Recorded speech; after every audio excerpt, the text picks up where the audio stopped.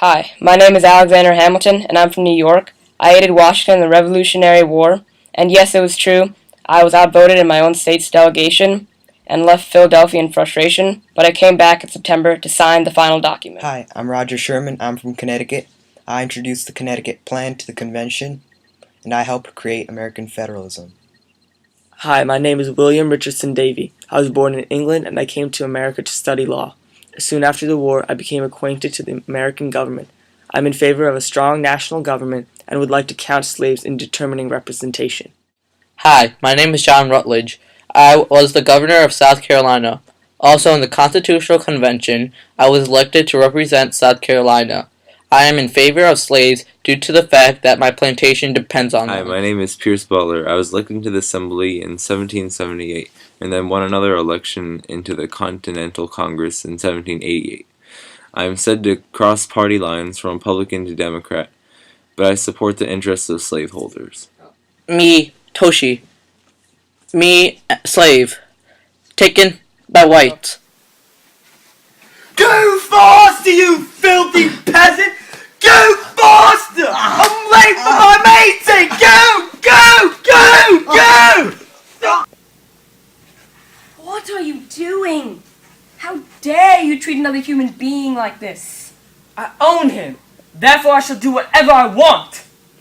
Preposterous! How would you feel if another human being treated you like a dog? We are rich white men. We command much respect in this land and around the world. He, however, has no societal dignity and is a filthy pig.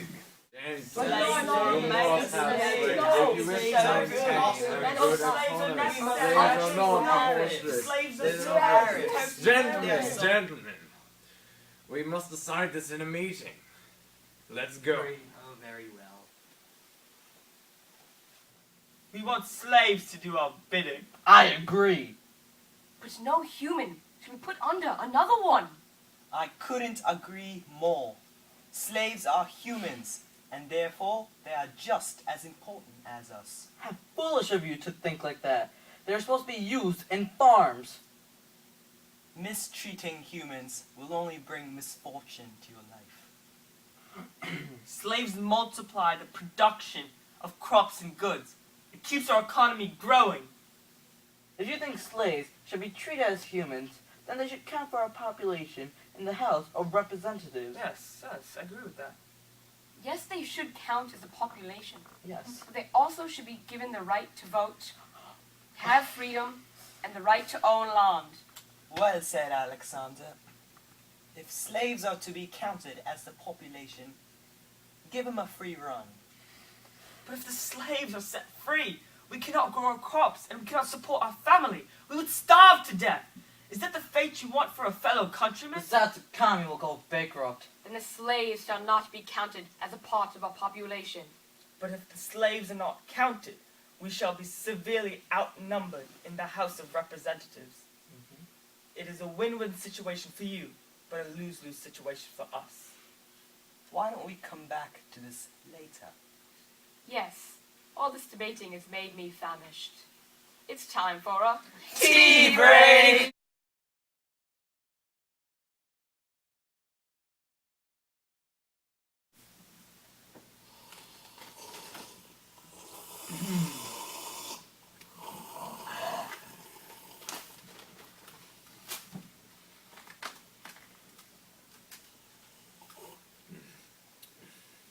Well then.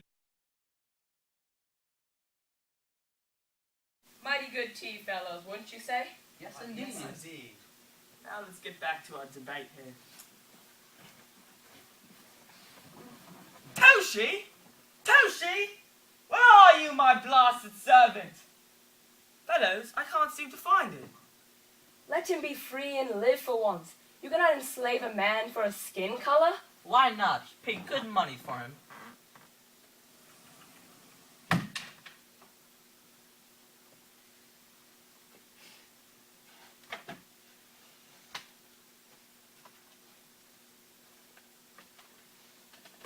But this does bring up another discrepancy.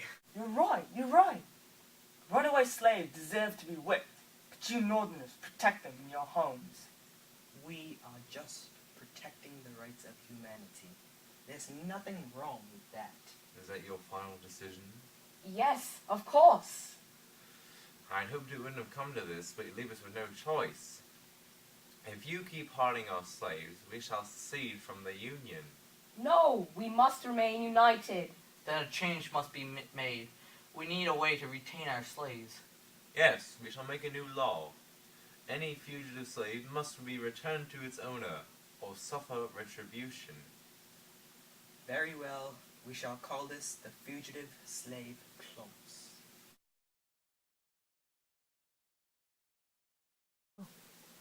Why, Roger, did you agree to this?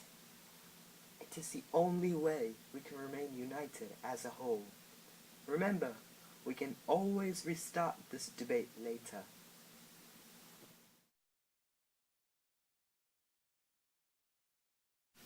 Another issue we have is the tax on goods from other nations. Yes, tariffs. We hate those.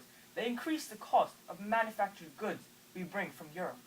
But tariffs are crucial for the prosperity of our businesses. How so? You see, Alexander is right. If we use tariffs, British products will cost more than American products, so people will start buying more American products. Yes, people will purchase local goods, so our businesses will make more profits, thus making our economy grow. I'm afraid I must disagree with you, Alexander. These tariffs unjustly favor you Northerners. We buy goods from Europe, not you, so we have to pay more taxes, not you. How can you call this fair in any way? And also, the British might tax goods we try to sell in Europe, so that's double the tax for us fine Southerners. Listen, there's nothing wrong in making a small sacrifice for the greater good of the country. And remember, we agreed to the Fugitive Slave Clause. Yes, for our country's sake, we must give the national government the power to control trade between states and between nations, and the power to pass tariffs. No, you shall not give the national government the power to pass trade and collect tariffs. The government shall not tax us unjustly.